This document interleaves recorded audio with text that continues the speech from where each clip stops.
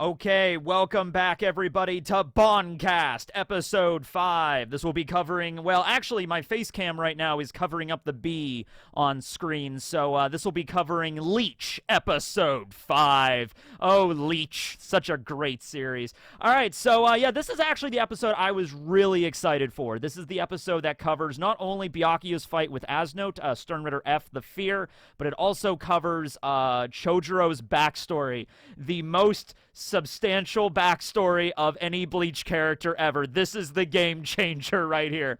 We don't get as much more as I would have liked, but we do get more than what we got in the manga. Even if it's a little bit, whatever, I'll take it. Also, the other day, I was looking around in my, I have a bunch of, totes that are filled with, props for my YouTube videos, and I was looking for something else for another video, but I ended up finding this.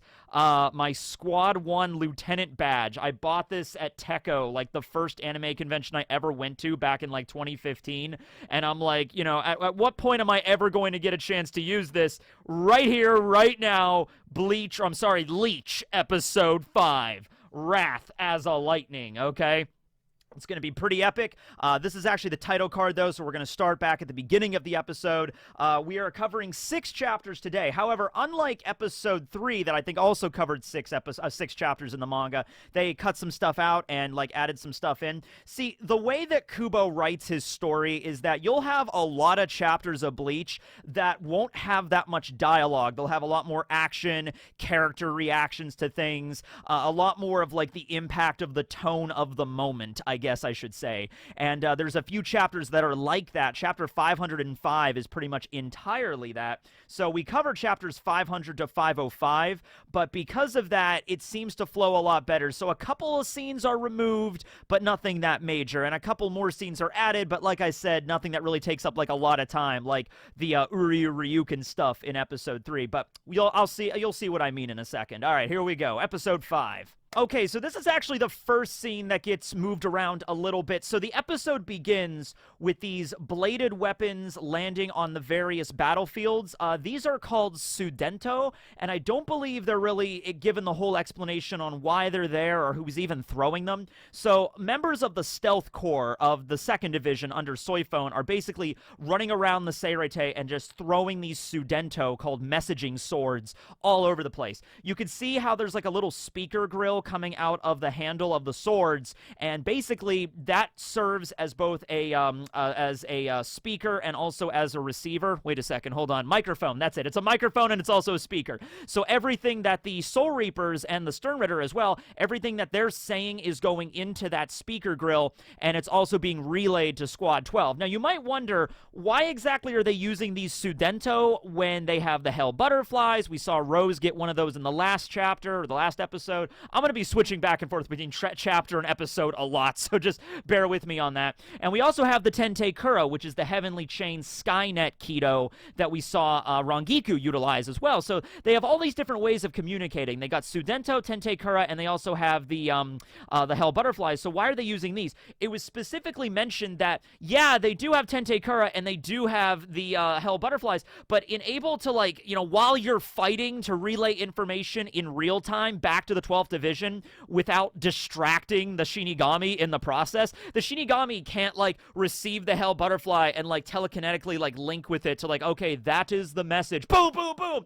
They're gonna get run through of arrows by the time they do that. We saw the situation with the Tentei Kura. It is effective, but while you're using the Tentei Kura, you can't fight. So, for example, with Toshiro and Rangiku used it in the last episode to relay the information about the theft of the Bankai, but she's not using this in this episode anymore because she wouldn't be able to fight. She would basically have to be in the background with the Tentei Kura up the entire time while Toshiro fought against Kangdu by himself. And so obviously Rangiku's going to help her captain. So think of it like Hell Butterfly works for most normal communications. Tentei Kura is in case of emergencies. And the Sudento, are meant specifically for battle.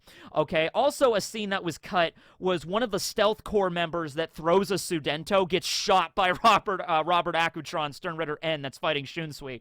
So it's like these are really fast dudes that are just, they're not in the fight themselves. They're just jumping around like ninjas, throwing these like kunai knives, and one of them gets shot and killed by Robert Akutron. He doesn't even look at them. He just like moves his pistol and just shoots them without even looking. So yeah, don't mess with the Quincy's here.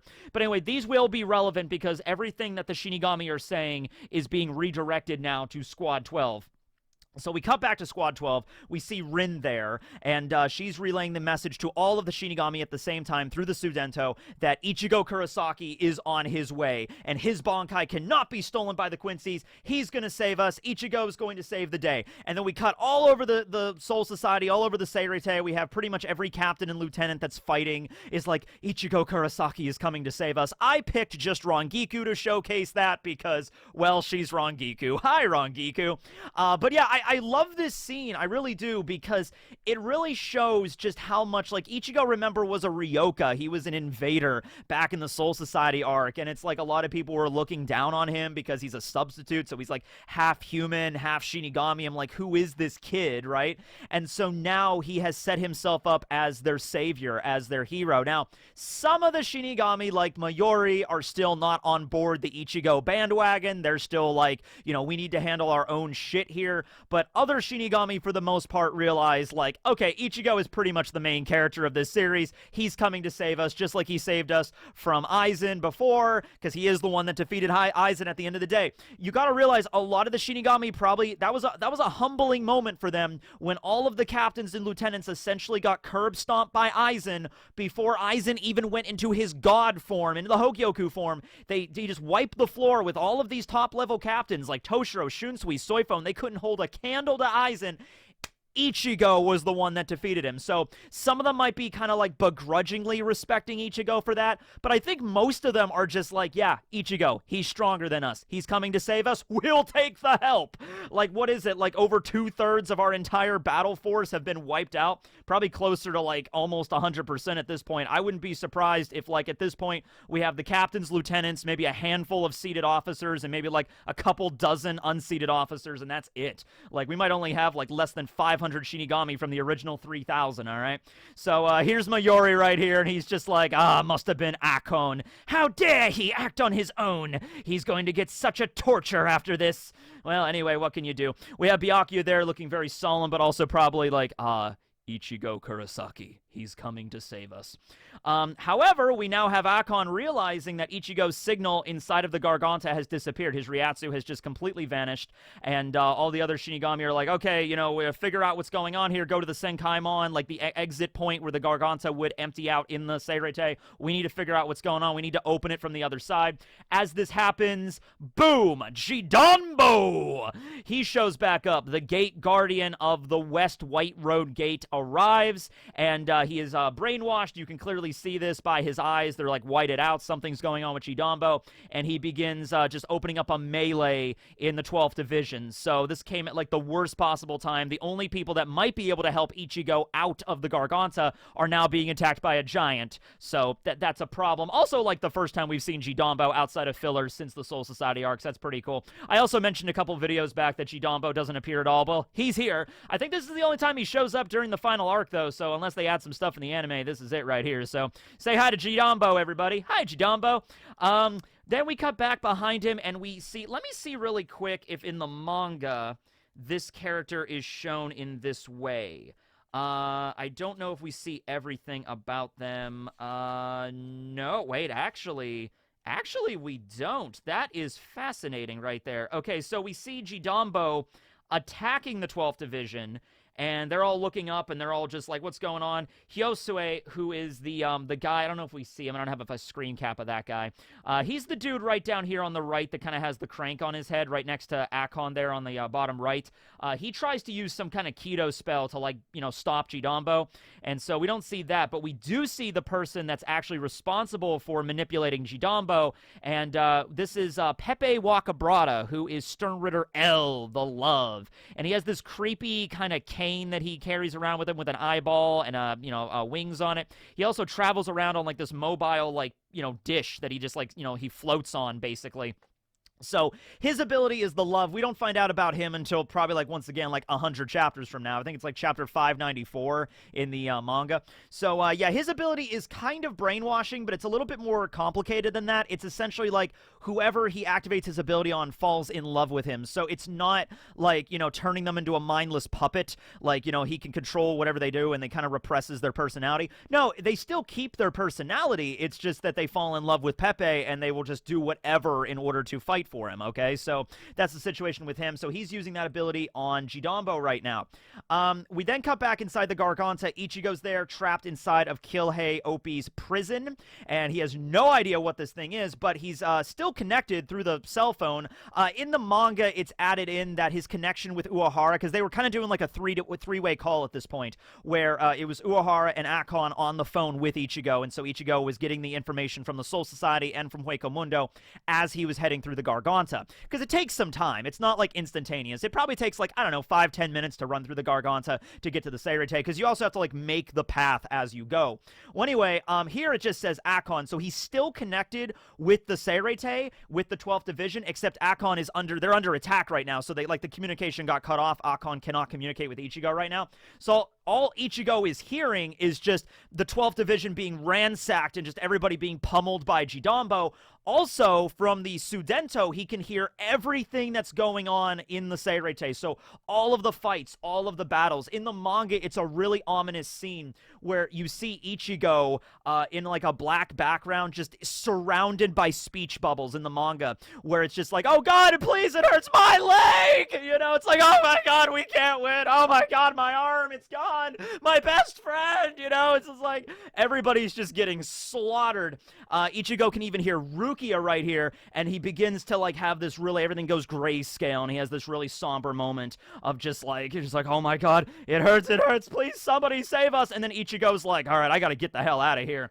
And so this is one with Rukia right there, and then he just hears Rukia's voice, like, Ichigo will come, I know he will, I believe in him.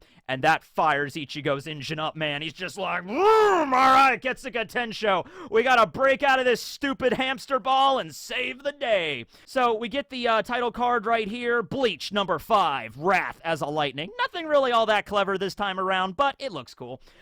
So we cut back to Hueco Mundo. We see that Quilge is there. He's back up. He's using Ranso Tengai to move himself. We actually do hear the sound of Ichigo, like, slamming Getsuga Tensho's into the hamster ball inside of the Garganta, which he's stitched up on both sides with his jail ability. So it's actually kind of interesting. We can hear the sound of Ichigo in the Garganta. Quilge's like, he seems to be going on a rampage inside there. However, it's useless. His Majesty granted me with the letter J. I am Quilge Opie, the jail. He couldn't possibly hope to break out of that. And so he looks over at Orihime and Chad. I didn't show the scene with them because Orihime's missing like 50% of her hips right now. Before that power I absorbed from that monster disappears, indicating the power of his Sclavere. By the way, let's talk about that really quick. Okay, so that ability he uses to absorb everybody. A lot of people seem to be under the false impression that's only an ability that he can use. Like, that's something limited to the jail, so that's the reason no other Quincy uses it. So, look, all I can say about that is it depends on if you consider light novels to be canon, really, because I don't know about all the light novels, but Can't Fear Your Own World, the 3-part light novel, I mean, a lot of stuff happens there. We get to see Shuhei's Bankai, Shinji's Bankai. A lot of that stuff is straight up canon. And in Can't Fear Your Own World, it was mentioned that the Sclavere ability is in fact something any Quincy can utilize, okay?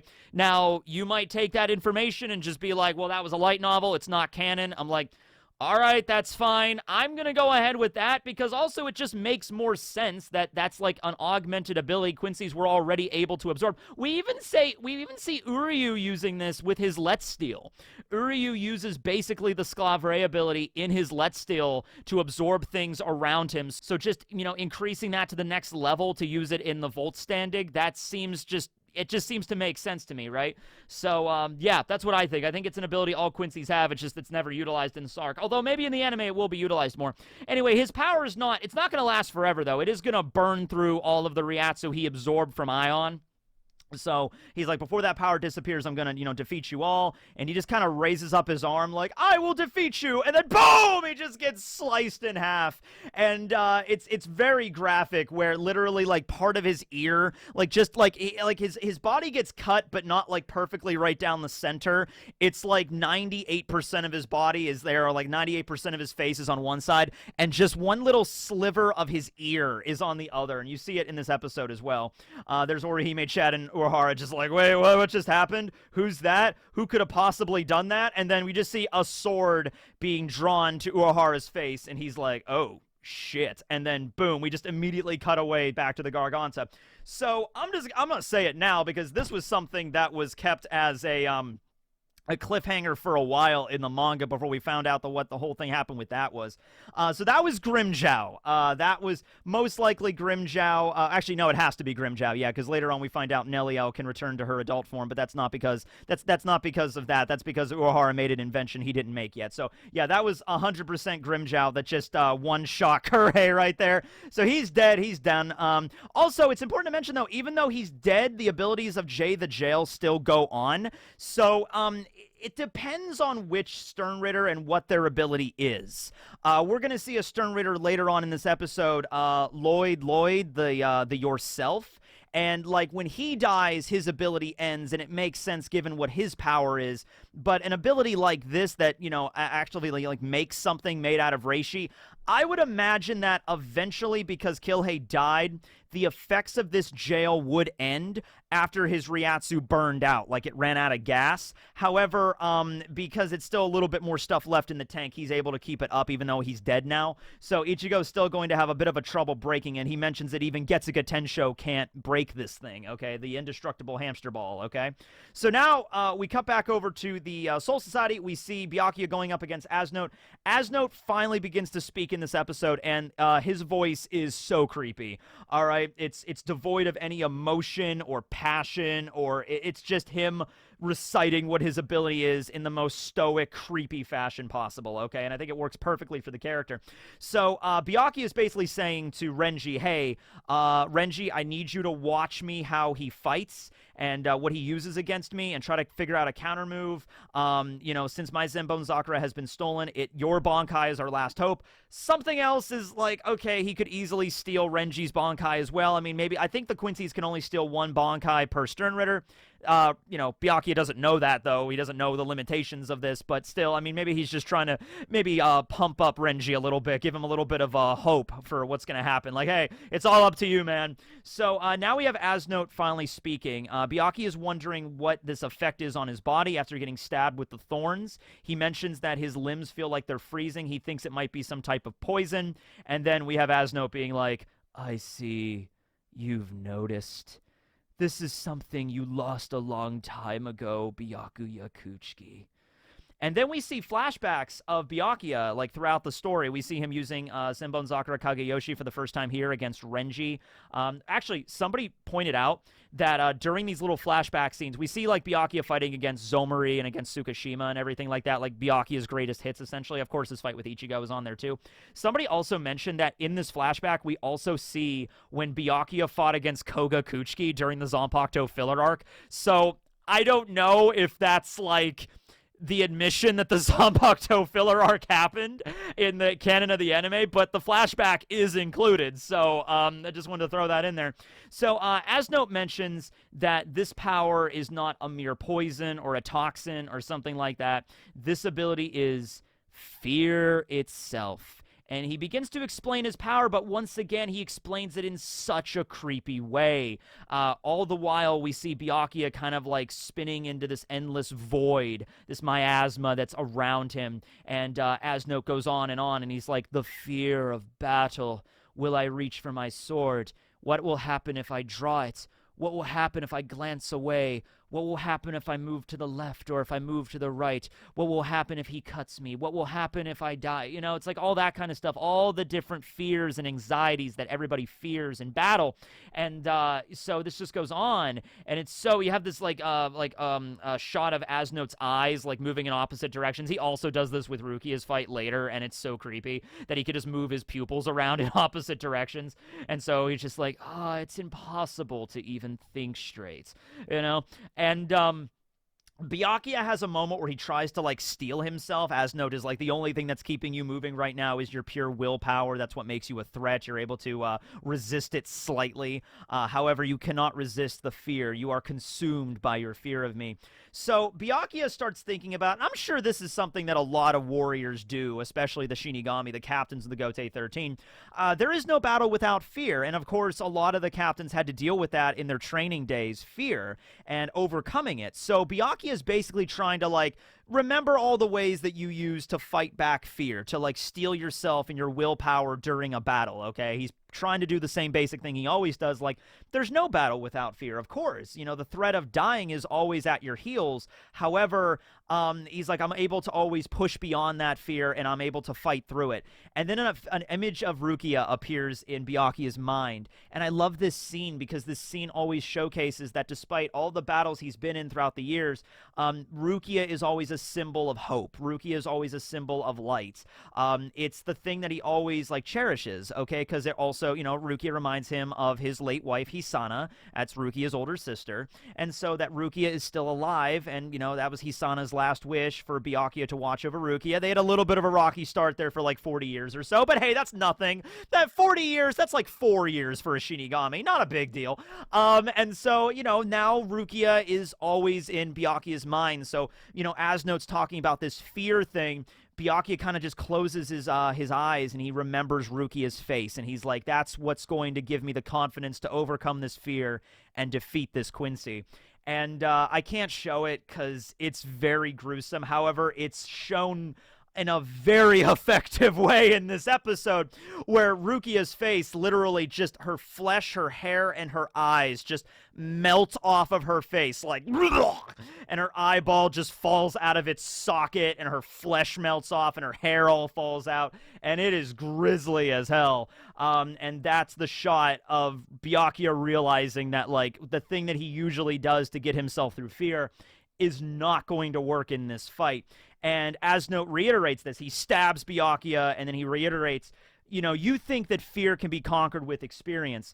The harder that like you have fought for so long, that is the harder you fall for that illusion. So he goes on and says that, you know, fear that has a cause, that's easy to overcome. It's like, I'm afraid of this particular thing. Well, if you confront your fears, they don't seem so scary anymore. I'm trying to think of something that I was afraid of as a kid that I'm not afraid of anymore. I was terrified of wasps when I was a kid, but I'm also still terrified of wasps, so that's not a good one. But, like, if you were afraid of, okay, this is a weird one, but I'll use it. When I was a little kid, I was afraid of fruit gushers, the little candies, because I was afraid if I ate a fruit gusher, my head would turn into a giant fruit, like they did on the old 90s commercials where kids would eat like a strawberry fruit gusher and their heads would turn into giant fruits. I was like 5.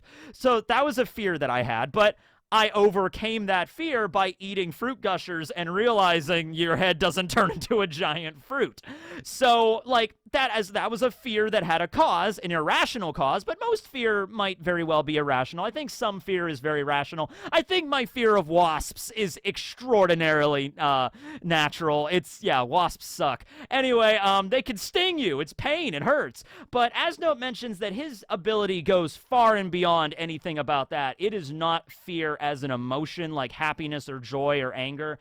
It is like a primal fear that has no cause. It is an instinct. It has no cause or limits. It is infinite fear that just covers you like countless flies. And we see this very grisly scene with a bunch of these flies. There's CG flies that just begin to swarm over Byakuya's body. This isn't actually happening. It's just symbolism, but still, it's very effective. All of their eyes are like glowing bright red, and he's just covered in this pile pile of flies, and they begin to enter his mouth, and Byakuya's just like, ah! And then at that point, he just begins to swing wildly at Nödt. He activates the medallion, which summons Senbonzakura Kagayoshi to the battle, and the music here cues up the very sad, somber violin music. Very sad violin music as Nödt activates Byakuya's stolen Bankai, and he begins the onslaught. He begins the massacre. We have a scene with a little falling cherry blossom in front of Rukia. She's like, oh, brother, what's wrong with you? And then we just cut back to see Byakuya just shredded as Nödt lords over him, mastering Byakuya's, Bankai, Senbonzakura Kagayoshi. We see Rukia. This is something that was changed in the manga, and I'm really glad they did this. So we have a scene here of Rukia looking over and seeing that Byakuya has fallen, like his Ryatsu falters. And so Rukia freaks out, obviously, and she's like, I have to go save him. So she begins to run. She's fighting against somebody right now, though. In the manga, we had no idea who Rukia was fighting against here. There's literally just a shot of her running away, trying to, go to the place where Byakuya is fighting. And we hear the Quincy behind Rukia saying, oh, you're turning your back to an enemy in the midst of a battle. That's very disrespectful of you. And then we just see a scene of Rukia turning around and then like a shadow attacking her, okay? But we do not see who it is. In the anime, we do. And it's one of my favorite Stern Ritter. It's actually it's my favorite Stern Ritter out of the Stern Ritter clique. So we have Bambietta Basterbine, who's Stern Ritter E. She's kind of like the queen bee of a team of all-female Stern Ritters. Stern Ritter G, Stern Ritter M, Stern Ritter Z, and Stern Ritter T. Okay, and so this right here is Stern Ritter letter P, the power, Meninas McAllen, okay? And so she was the one fighting Rukia the whole time, which is crazy that we finally found that out. And so she's the one that says, are you turning your back to the enemy? That's very disrespectful. And then she begins to attack Rukia, and her ability, the power, just gives her super strength. Okay, but it's interesting because, a lot of times in fiction and manga, you think of super strength as like a guy having that, there's a character, I'm not going to spoil it because, this is a Bleach video, but there's a character in One Piece that was just given a power that is like super strength, okay? And he's like a big muscular guy. So you'd expect like Driscoll Birchie or somebody to have like this super powerful strength ability, but no, it's actually a young lady that has a build very similar to Orihime. In fact, if you look at Meninas and Orihime's character designs like back to back, side by side, they're pretty much like the same kind of model. But yeah, so it's interesting though that Rukia was fighting Meninas this entire time. So then we see Renji, of course, trying to fight against Nödt after Byakuya was cut down. Renji blocks Senbonzakura Kagayoshi. He's probably got to be having war flashbacks right now from the last time this happened.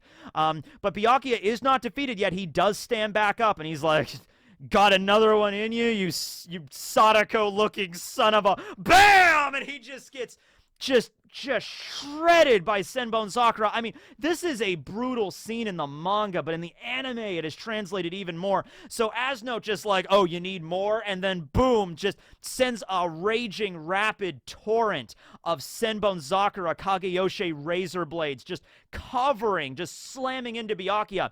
And there's a scene where it passes, and it hits him, and it's just like, okay, all right, fight's over. And like, right when Byakuya is about to fall down, boom! He gets hit. Wait, hold up.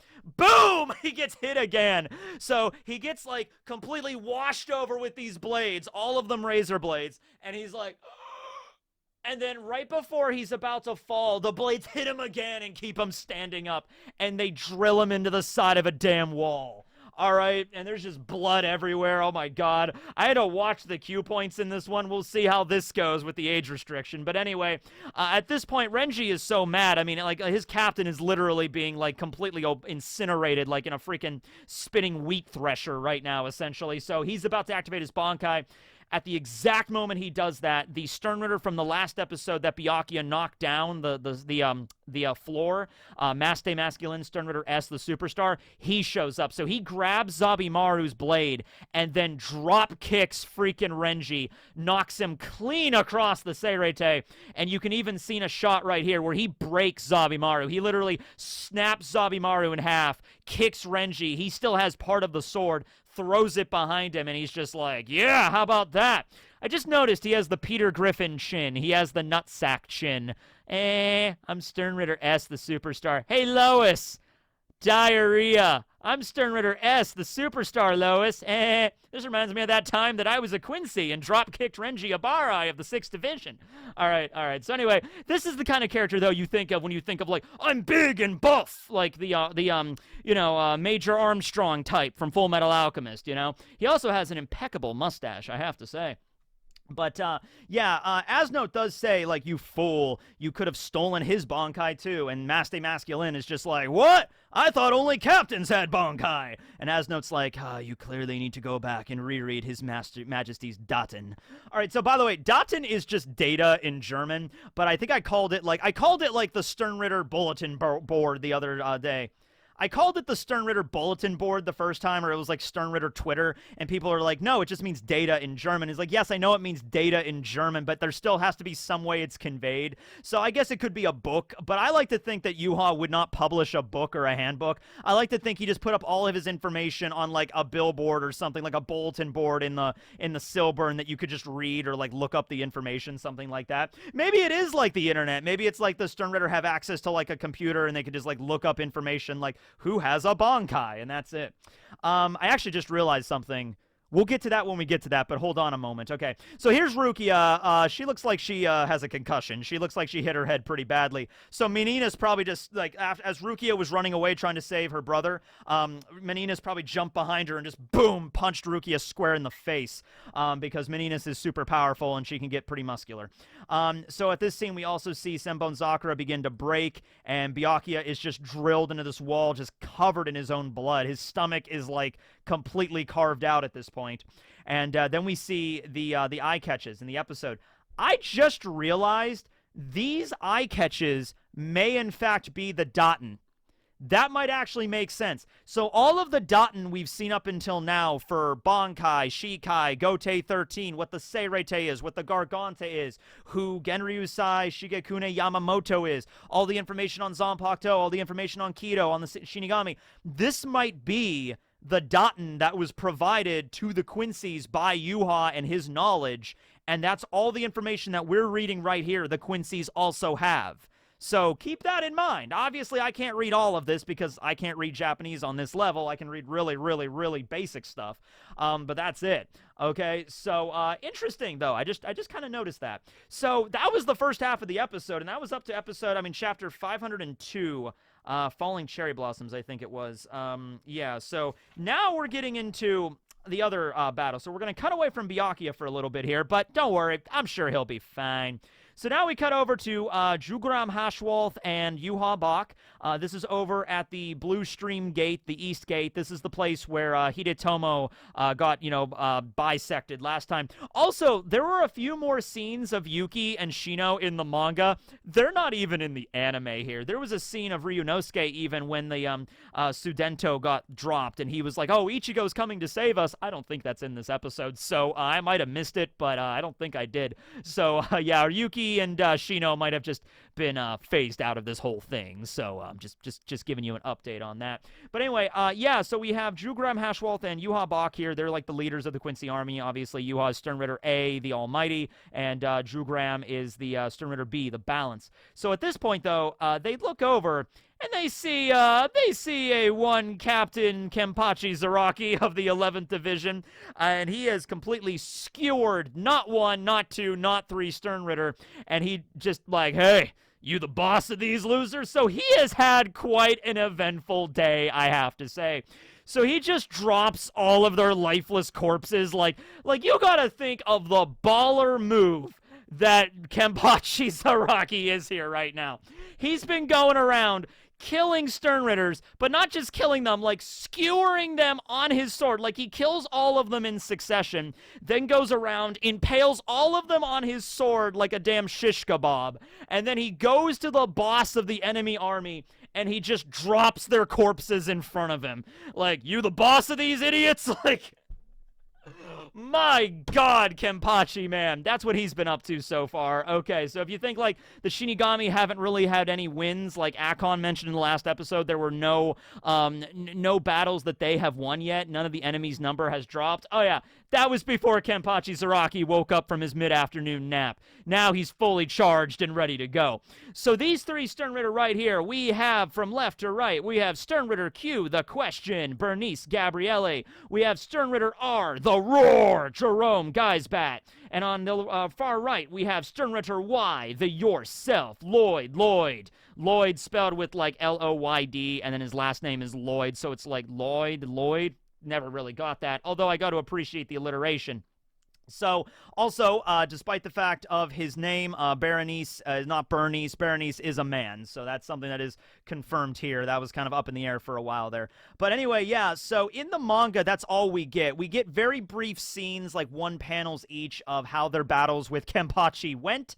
But here in the anime, they are expanded, which I'll take it. Okay, so first we see Jerome, and Kenpachi's like, oh yeah, this is the first guy I fought. So his ability is to basically turn from this form, this is like his regular form, into a giant, like, great ape King Kong kind of character, and his ability is the roar. And so literally what it is he roars so damn loud your head explodes. Like, that's his ability. It's a pretty straightforward power, and you see it here. It's like he just turns into this giant ape and then just roars, and it's not even like their ears explode or like blood shoots out of their ears as their eardrums get ruptured or their eyeballs blow up from like just the sound. No, he literally roars and your head explodes. That is his Stern Ritter script, okay? So he's roaring all over the place. Kenpachi just sneaks up behind him, though, and slices him, like, right down the middle, so that's all he does there. Next up is Berenice Gabriele, who is the question. This is the dude whose ability I was kind of the most interested in. Also, I really like the hair. And so, you kind of hear what he's saying a little bit here. He's like, Kenpachi Zaraki, I object to everything that you stand for. So his ability is a little bit more esoteric than the other ones. Jerome and Lloyd's abilities are fairly simple. Jerome is just he roars loud, and then Lloyd's ability is to turn into yourself, turn into the person he's fighting. So Berenice's, though, is a little bit different. It's like, I think the ability, like, he basically goes on this monologue. His ability is the monologue ability, and he's like questions about your abilities and stuff. Like, so he's like, he calls into question your own confidence. So it's sort of like As Notes the Fear, but just not as good. But you start to question, like, can I fight this guy? Am I good at fighting? His ability basically gives you an anxiety attack, I guess. So it's also like the Fear in that regard. However, it's mentioned that because Kenpachi just fought against Jerome, his ears were ringing, so he couldn't even hear what Bernice was saying, so he just rips out his throat. And it is brutal in the anime. I could not show that. It is literally a shot of Kenpachi grabbing this dude's throat and just ripping out the whole throat, just like, and you see like half the throat in Kenpachi's hand. So I couldn't show it here, but just imagine this scene and then just like 50% of the dude's throat is just gone. All right, so that's how Kenpachi does with that. Then last we have Lloyd, Stern Ritter Y, the yourself. And its ability is, of course, to turn into somebody else, okay? So he turns into Kenpachi Zaraki, and they both fight. And Kenpachi even mentions here that, like, oh, the last guy was decent. He wasn't as weak as the other two. He was actually pretty decent. He turned into me, which means, of course, it was a struggle because I had to fight myself. But at the end of the day, it just meant I had to become stronger than his impression of me. So Kenpachi, he's there. He's ready for a fight. And Hashwolf kind of steps to him. Hashwolf kind of steps to Kenpachi and is like, hey, I won't let you fight. You know, you killed 3 of our comrades. I won't let you fight His Majesty. But Kenpachi's having none of that. He's like, I'm not here to fight you, you damn string bean. I'm here to fight your leader. So he just charges in and swings his sword straight down at Yhwach. Yhwach's just like, and then just blocks the attack with his arm, and then we cut away. Back to the Garganta very briefly, where Ichigo is just slamming Bankai Getsuga Tenshos into the hamster ball. Nothing is working, but he begins to just get really, really agitated, and you begin to see green kind of electricity or Reiatsu begin to, like, static around Ichigo, like, tsh, tsh. And so that gives a hint of how exactly, ultimately, how Ichigo will break out of this ball. Because, of course, as we find out later, Ichigo has Quincy blood in him as well. And so since this ability was created by a Quincy, it sort of reverberates back to him. I actually kind of want to see the scene where Ichigo breaks out of the hamster ball, but I also don't, because the way it was handled in the manga when he shows up in the Soul Society finally in this very somber chapter after everybody's pretty much defeated, it's a lot more impactful, I think, that way. So now we cut over to Shuhei's battle. So Shuhei is fighting against Stern Ritter O, the Overkill, Driscoll Birchie. And this is the Stern Ritter that killed Chojiro Sasakibe in the first episode. He's the one that summoned the giant partisan. You see it actually right here. He used this ability and he throws it. His ability allows him to get stronger the more people that he kills, whether it be friend or foe or even wild beasts. So last time he mentions he killed about 100 members of the Soul Society of the Shinigami of the Gotei 13, and he killed about as many this time as well. So there's about 3,000 members in the Gotei 13. He killed about 100, so that's what, 3% of the entire Gotei 13 standing army was wiped out by this one dude. Oh, by the way, I do want to mention, though, yes, the Gotei 13 was mentioned to have around 3,000 members. That does not include the Stealth Corps or the Keto Corps, all right? The Stealth Corps and the Keto Corps are separate from the Gotei 13, and we actually don't get to see... We see the Stealth Corps a little bit in the manga here. They're the ones that are throwing the Sudentos, but we don't actually get to see them in the anime, so, like, that makes me wonder, like, what the hell are the freaking Stealth Corps doing right now? Like you know, Soifone should be, like, fighting hand-to-hand combat and, like having the Stealth Corps showing up to, like, help her fight against BG9. So I'm very kind of confused on why they're not helping Soifone out, their captain at least, right? And then the Keto Corps, like, what are they up to? You know what I mean? So yeah, but the Gotei 13, they're getting wrecked out here, man. So we see Shuhei here. He's like, man, I am no match to this guy. And that's when Driscoll brings up, I remember killing a lieutenant just like you last time. You know, I did it with this. And so he throws the partisan at Shuhei, but oh, excuse me, I burped there. Whatever, keep going. But then, boom, Yamamoto shows up, the head captain of the 1st Division, and he just backhands the damn partisan into a wall, and he's just there, and he's just like, you know, I'm here to save the day. But he's still very somber. He's still not saying much. Driscoll says, oh, it's so great that you're here, Captain Commander. I'm going to use your subordinate's Bankai to finish you off. And then at that point, that's when Yamamoto realizes this was the killer of my best friend Chojiro, of my right-hand man, my lieutenant. And so he pulls out the medallion and he activates Chojiro Sasakibe's Bankai. Bankai! Koko Gonryo Rikyu! The golden... Wait, hold on, I got this. The golden glittering terrace of the stern spirit. I think that's what it translates to. Anyway, we see an image in Yamamoto's mind right now, remembering when Chojiro used the ability, summoning a bunch of pillars of lightning while holding his sword overhead, and it's yellow lightning here. When Driscoll's using it, it actually becomes purple lightning. Don't ask me why, but it does. And it's not like Senbone Zakura's color changed at all, so it'd be interesting if, like, Senbone Zakura maybe was, like, black cherry blossom petals when Nödt uses it, just like it's purple lightning when Driscoll uses it. Anyway, it's just to differentiate between who uses it.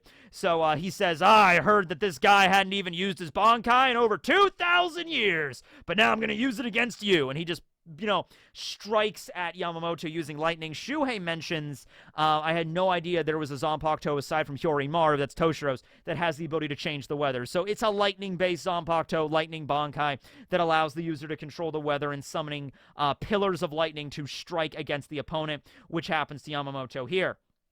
So this leads into the flashback. This leads into the flashback of Chojiro Sasakibe in his younger years.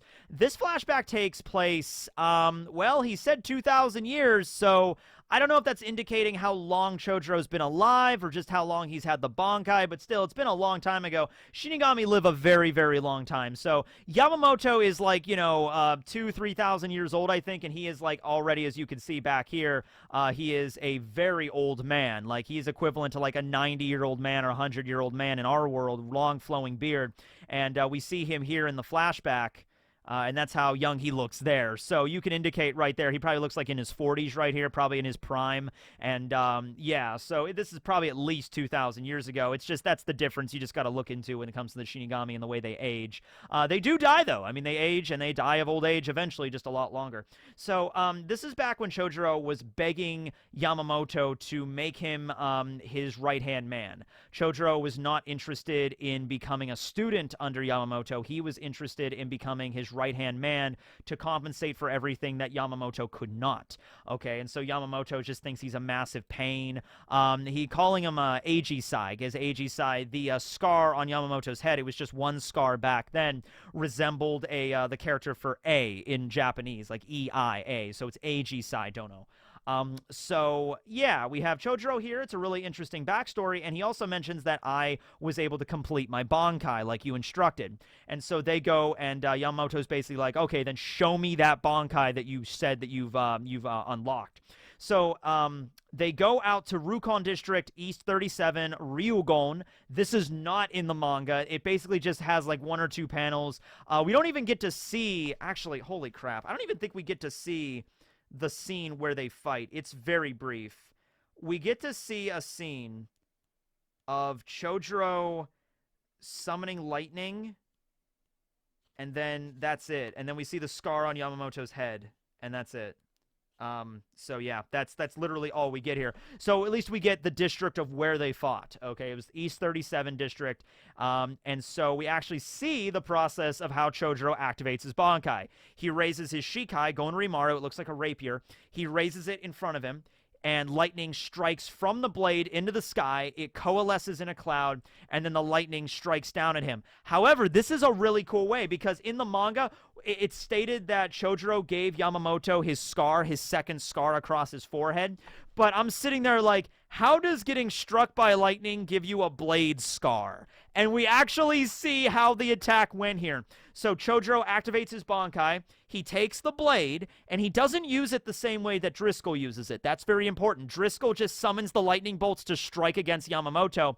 The way that Chojiro uses it, however, is he takes the blade, and he sort of, you know, comes in contact with the lightning strikes, sort of like a curtain, and he, like, bends the sword across the different beams of lightning, and then he charges at Yamamoto with a raging lightning blade that's probably sharp as hell. Very similar to, like, Killer Bee's, you know, electric blades. He uses his lightning release in Naruto, okay?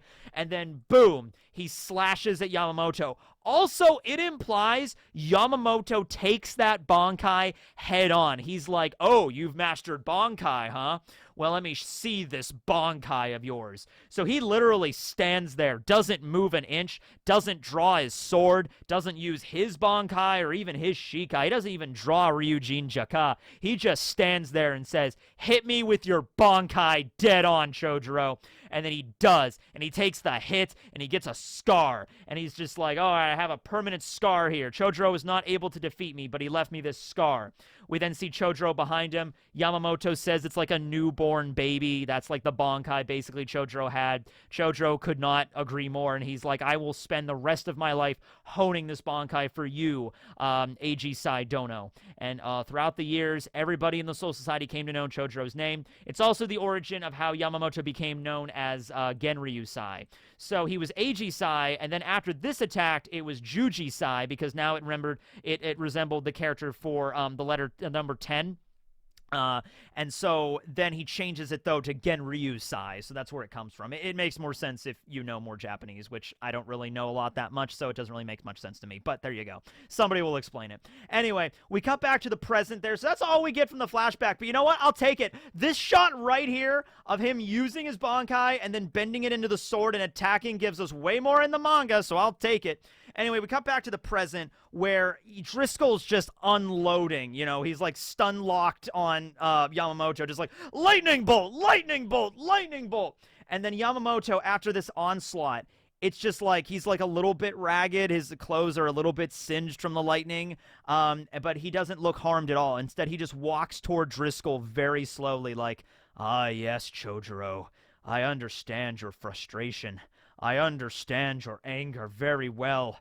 the Bankai that you had honed so many years to complete was not this weak! And then he just draws his sword and then burns out Driscoll in one attack. He is reduced to bone, the bone is reduced to ash, and the ash is reduced to atoms. There is nothing left of this son of a bitch after Yamamoto has what he has his way with him. It is done.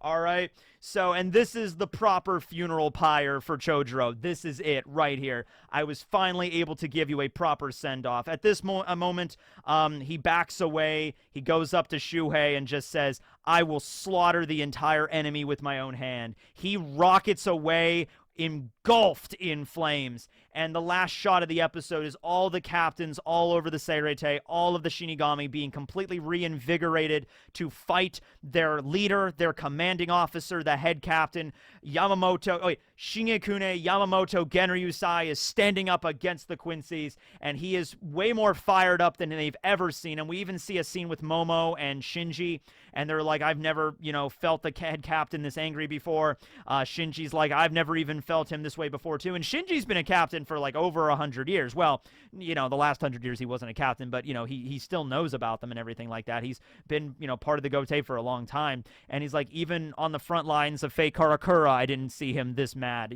this pissed off. So this is something definitely. Komamura is definitely inspired because Komamura's life was saved by Yamamoto. So he is forever in Yamamoto's debt. And so he's like, we cannot let ourselves lie on the ground. And he like just lets out a mighty wolf roar, and that gets all of the members of the 7th Division up. Iba is back there. He gets up and he's like, yes, sir, sir, yes, sir. And it is like, here we go. And then the last shot of the episode is Yamamoto charging toward Yhwach. And we see a scene of Shunsui being like, oh, it's like Yamamoto's telling all of us, if you struggle against an enemy of this level, you're too weak. And then Shunsui just charges at Robert Akutron. And that's the end of the episode. Unless it isn't, because, boom, we got a post-credits sequence this time. Something we don't usually get. We haven't gotten up until now. This is the first time. We see the end of the fight between Yhwach and Kenpachi. Suffice it to say, it doesn't end well. Kenpachi loses, which is very, very tragic to see Kenpachi in this light here, with Yhwach just holding him up by the throat. Kenpachi wasn't able to win this one, which is the fight that is the first fight in this series that he's just been straight up outclassed. There were a lot of other fights where he lost. Well, I guess a other fight he lost against Ichigo. But it was a tough fight. It wasn't one-sided. It wasn't just a complete, like, one-shot kind of situation. Here with Yhwach, we kind of get that impression that he was able to take out Kenpachi without much of a problem, and to also showcase the pure power and level that Yhwach is at right now. At that exact moment when he's about to kill off Kenpachi, because Kenpachi is another one of the 5 war potentials. So it's like, I have to finish you off here.